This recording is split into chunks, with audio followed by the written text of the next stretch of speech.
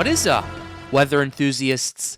I'm your host, Pat's Path Predictor. Let's get right into the weather. All right, so here's the situation we have for you, ladies and gentlemen. We have quite a bit to talk about, but first of all, happy 4th of July, everybody. I hope you have fun with the fireworks. If you're in Florida, hopefully the weather will be a little bit better in some areas, so you guys can see the fireworks tonight. Things are going to be very fired up. I had a very American-esque lunch with burgers and brats before I recorded this, so I'm really hype right now that I got to do that. And I'm really excited to go over a lot of those stuff that's going on, but I'm sure a lot of you are not so excited about your 4th of July plans because we have an area of interest that's going on off the East Coast. And this is what we got going on right here. We currently have a 70% chance of formation in the next 7 days, and this has continued to increase at this current point, and we do have recon on the way out down there. So here's the situation that we have. This is for Invest 92L. Satellite wind data indicate that the system is located about 150 miles east off the northeast Florida coast and has become better defined today with an area of strong winds located on its east side. Showers and thunderstorms are also persisting near the east of the center. A short-lived subtropical or tropical depression could form later today or on Saturday, while the system drifts generally north-northwestward. This low is expected to move inland over the southeastern U.S. by Sunday. An Air Force Reserve Hurricane Hunter aircraft is currently en route, and the data they collect should provide more details of the system structure. Regardless of development, heavy rainfall is possible across portions of the west central and southwestern Florida through early Saturday and across sections of the Carolinas beginning later on Saturday. 48 hours is 70%, 7 days is 70% as well. So that's your situation that we have with this area of interest right here. And we'll go ahead and go to satellite imagery just to kind of show you a few other things that we're paying attention to. Because I've been talking to Alex Baller, I've been talking to Kaiser as well from my tropical team at Storms United. And they've kind of indicated a few things that we need to take a look at. First off, the LCL, there is likely an LCL that has developed in this convective area of thunderstorms right here, but the MLC, not the LCL, LLC, low-level circulation, and the mid-level circulation is a bit to the northwest of it, so this system needs a little bit more time to develop, but I do think we're going to see this system be a tropical depression or tropical storm by the end of the day today as the system approaches the Carolinas, so we're going to want to pay attention to this. I believe Chantal will be coming sooner rather than later, so we're going to want to pay attention to that. So we're seeing kind of two broad areas of rotation. Once those get more stacked, we'll have a closed low and we'll have our area of interest. Now let's go ahead and move to the Hurricane Hunter reconnaissance to see if we have anything as of right now. And as you are seeing right now, they kind of departed from South Carolina. They are currently in this storm right now. Right now, they're not finding too much as of right now. Although they did find the circulation, the mid-level circulation over here to the off the coast of South Carolina. They're heading towards the low-level circulation to kind of see, okay, what kind of structure are we thinking is going on right here? What's do we need to pay attention to? So we're going to continue to keep you updated on this at this current point. However, based on the early returns I am noticing, at least at this time I'm recording this video, I do think a potential tropical cyclone is more likely than not at the 5 p.m. advisory, mainly because of A, the proximity to land, B, the high chance it has of development, and C, the possibility of this system becoming a tropical storm. So that's kind of what we're paying attention to with the reconnaissance. We'll keep you updated on that as more data continues to come in. Now looking ahead, and we're going to go ahead and kind of briefly talk about some of the operational runs and kind of look at the conditions and go, okay, how is this all triangulating right here? We're actually going to go ahead and use hurricane runs. We can start with the HWRF for Invest 92L. So here's what we have going on right here. So the HWRF, as of the 12Z, has the system organizing and developing. Pressure does continue to decrease as well.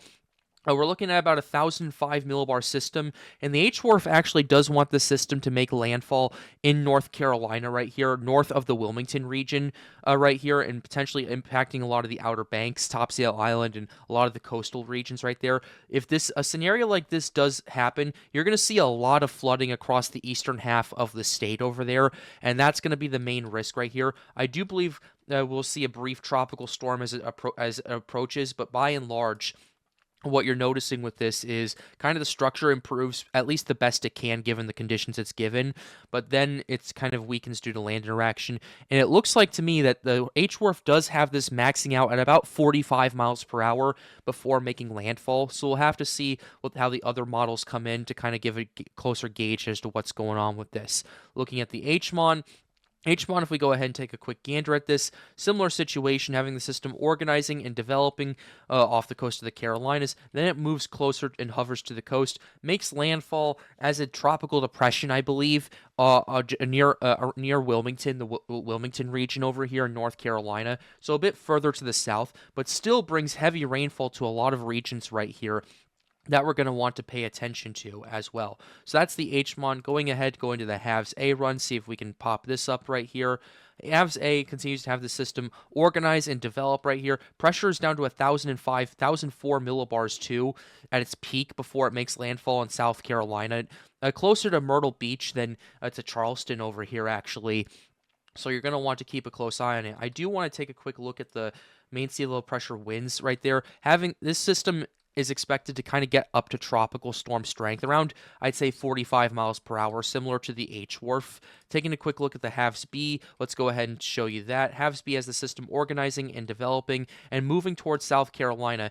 Interestingly enough, the Halves B at 27 hours out does has the system pretty strong, actually, due to the for its pressure right here, 1,003 millibars. It did peak out at about, I'd say, like 54, about 65 miles per hour, but that's likely not going to happen. A more realistic peak with this is more like 50 miles per hour, according to the Halves B. So I'm personally thinking we're going to be seeing, based on these returns that we're seeing right here, as well as a few other aspects that are kind of allowing the system to organize, I think a max peak we will see in intensity is 50 miles per hour, although I think the most likely outcome is going to be around 40, maybe 45 if we want to push it. So a weak tropical storm is what's due for parts of the Carolinas, at least at this current point. Looking at some of the conditions, we can go ahead and kind of extrapolate why I think that as of right now. And starting off, we have the global sea surface temperatures right here. We have 29 degrees Celsius waters. This system is kind of hovering over right now over the Gulf Stream. Taking a quick gander at that. The Gulf Stream continues to be piping hot, continues to be a pretty big fuel driver for this tropical cyclone right here. And that's why you're starting to see more convection starting to blow up. It's kind of reverting away from its mid-latitude roots and using baroclinic vorticity and baroclinic forcing for its main source of development, and instead it's using theta E. So kind of that's what we're looking at right now. In terms of the water temperatures, water is plenty warm for development, don't get me wrong. It's just the other conditions that I'm paying attention to that we need to continue to keep a close eye on. And taking a quick look at that, kind of complementing this, is the ocean heat content. OHC, where it's currently at right now, is actually pretty good for this time frame. It's the 4th of July right now. Happy Independence Day once again.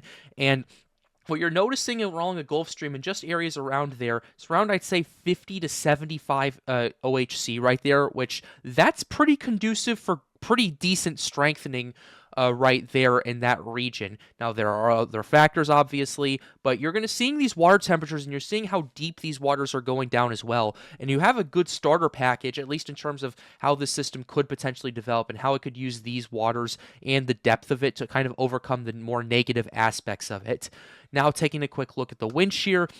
Wind shear, where it's currently at right now, further up to the north, it's pretty much getting sheared at this current point, but further to the south, it's a little bit iffy as well. But it is kind of around this low wind shear pocket right here, at least the low-level circulation is. The mid-level circulation is further up to the north, more in the unfavorable area of shear right there. So if that MLC does shift a bit and relocate to where the LC is right now, it's going to give this system a lot better of odds of development and strengthening after that. So that's a factor that you're going to want to pay attention to as well. And kind of taking a quick look at the shear forecast from the European, we're going to go ahead and pull that up for you right here, going to the Euro, and we will shift this over to the Western Atlantic. Here we go. So as we continue to take a look at the wind shear right here and kind of take a look at the bulk shear, this is what we can kind of gather, and this is what we can kind of take a quick gander at. So where it's at right now, you're seeing the wind shear continuing to turn up and continuing to increase across parts of the Carolinas, along the Carolina and Georgia coast right here. You're starting to see those 50 plus knots of wind shear just hugging that coast right there. So we're going to want to see how this system develops and where this will ultimately be. If it's tagged further to the south where the LLC is, then it's going to have a much easier time breathing and developing. If it's further to the north, then it's going to be a bit more sheared and it's going to have a harder time developing at that current point. But ultimately, the situation, this shear pocket actually persists across the Carolinas, and this low shear pocket, rather, persists for the next 3 days or so. So I would say that if you start seeing this trough starting to move out and starting to weaken a little bit and starting to shift, you're going to see better conditions for tropical development, and that's what you're going to want to pay attention to in terms of the shear forecast. Because right now, we're still in a bit of uncertainty at this current point, and we'll keep you updated on that moving forward. But I also want to take a quick look at the moisture. Now, we did look at the moisture last night on stream. Yoshi and I were talking about that quite a bit, and what we found was, at least according to what we're seeing right here, the moisture is actually much better than expected across much of the southeastern United States. Now, there is going to be potentially some dry air coming in through that trough, but by and large, the shear but the moisture you're seeing right here with this pocket right here, it's actually a bit inaccurate, because this is actually better than what we are anticipating at this current point. So maybe I'm thinking the models are kind of undershooting the amount of moisture in the region we're seeing right here based on what we've been noting last night and current surface observations. This is going to be one of those scenarios where models are one thing, but conditions are a whole other ballpark, and those are factors and those are things we're going to have to pay attention to moving forward. So that's kind of what we're looking at least for this weekend across much of the southeastern United States. Right now, what we're waiting on Hurricane Hunter reconnaissance to come in and investigate and sample the storm a bit more, but ultimately we're looking at a quicker than anticipated development time at this current point, and I do think a potential tropical cyclone is going to be designated in the next advisory. So with that being said, we're going to go ahead and shift over to some other areas that I am paying attention to, partly the main development region and the rest of the tropics right there. And the reason I'm paying attention to that is for a couple of reasons, and we'll shift over to the North Atlantic to kind of show you this. Here's what we are seeing right here across much of the tropics right here. And I'm going to show you this in just a second, but we talked about this on stream last night. The trade winds are significantly weaker across many areas of the tropics, including the Gulf, parts of the Caribbean, and especially the main development region. And what that is going to indicate is two things for you, ladies and gentlemen. But before we get into what those will indicate, let's go ahead and show you the map right here. Taking a quick look at the 850 U-wind anomalies right here. This is how you measure the trade winds with this. So what you're noticing is kind of a more favorable pattern for tropical development. Less trade winds in the tropics, more trade winds in the subtropics. When you see a general pattern like this, that is not a good sign, ladies and gentlemen. I mean, it's a good sign for tropical development, but it's not a good sign for everyone else. And ultimately, this is what you don't want to see in early July as a forecaster right here, because what that tells you is the wind shear patterns are going to fluctuate more. It also means that the water temperatures across the tropics are going to warm up quite a bit more. Matter of fact, we're going to go ahead and go back to these water temps just to show you what we're at right now. So here's what we have.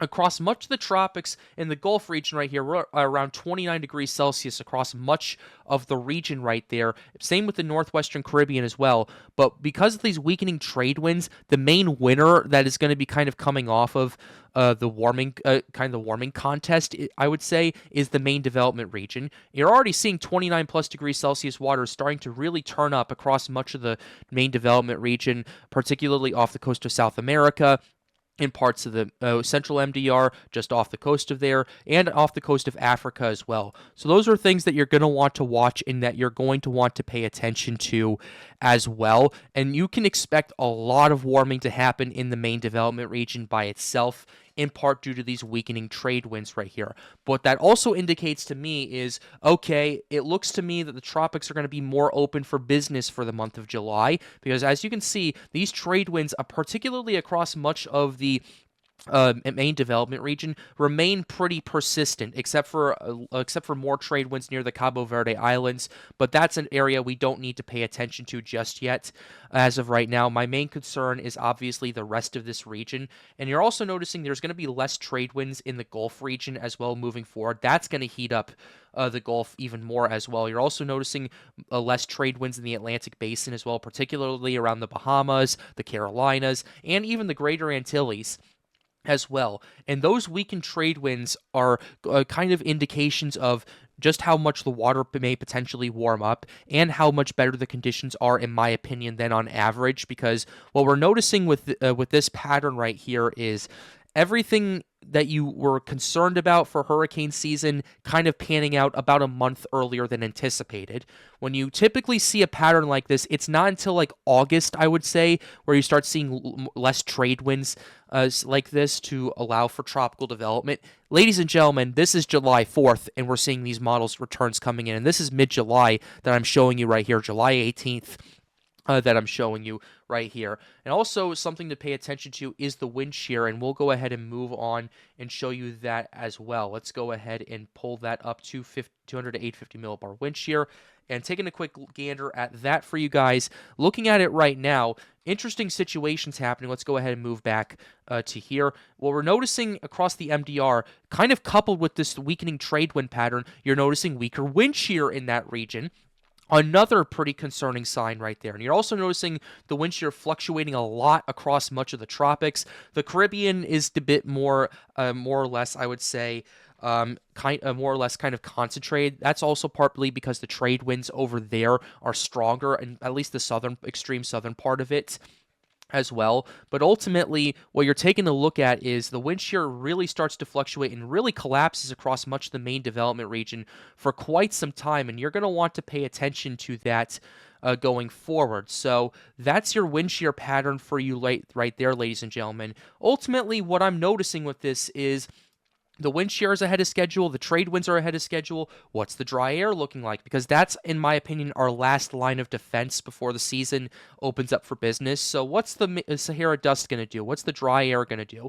Well, at least compared to last year, we're not seeing as much dry air. We're not seeing as much Sahara air moving across much of the tropics right here. Yes, you're still seeing that happen. Don't get me wrong. But if you take a closer look at the main development region over here, what you're noticing with this is ultimately more moist air is coming off, in part because the ITCC is firing off, in part because the MJO, the Madden-Julian oscillation, is going to be starting to show up there around the second to third week of July as well. And you're also noticing less Sahara dust across much of the region than what you would typically see. And you're also seeing a pretty big moisture surge, at least comparatively to the precipitable waters, and we'll show you that in a second, across much of the Atlantic right here. They are also going to want to pay attention to, and that could also allow for tropical development to happen across much of the MDR and potentially impact some regions in the Lesser Antilles in the long run. But taking a quick look at this, the European is also showing around the 15th of July, a low-pressure system at least trying to get its act together, but it is kind of surrounded by dry air, so we'll have to see how that will pan out. But it does have a nearly closed isobar on that, and if that can get its act together and that can develop right here, we can potentially see how this will ultimately pan out. But granted, this is the 15th of July, so nothing is set in stone, obviously, but just an area to watch for you guys. Last thing I will show you before we end the video is the precipitable water, and this will be very quick. You're seeing much more precipitable water than average. You're seeing a pretty big moisture surge across much of the tropics and subtropics right now. You're seeing a much more moist than average pattern right here, and that is something you absolutely do not want to see, especially going into July. This is typically something you would see in August right here. This is typically something you'd see in mid-August. It's early to mid-July, and you're already starting to see more moisture surges and moisture plumes moving through right there. And those are all concerning signs that we're paying attention to here on the Pat's Path Predictor channel. And those are all concerning signs we will continue to keep you updated on as the hurricane season continues to ramp up. But with that being said, we're going to go ahead and close the video out right here. I really hope you enjoyed it. Be sure to leave a like, subscribe to the channel if you are new. The goal, as always, is to get more people engaged with weather. If you want to help out, hang out, and ask us some questions, be sure to join the Storms United Discord server. The link to that is in the end screen. And with that being said, have a wonderful day, guys. Stay safe.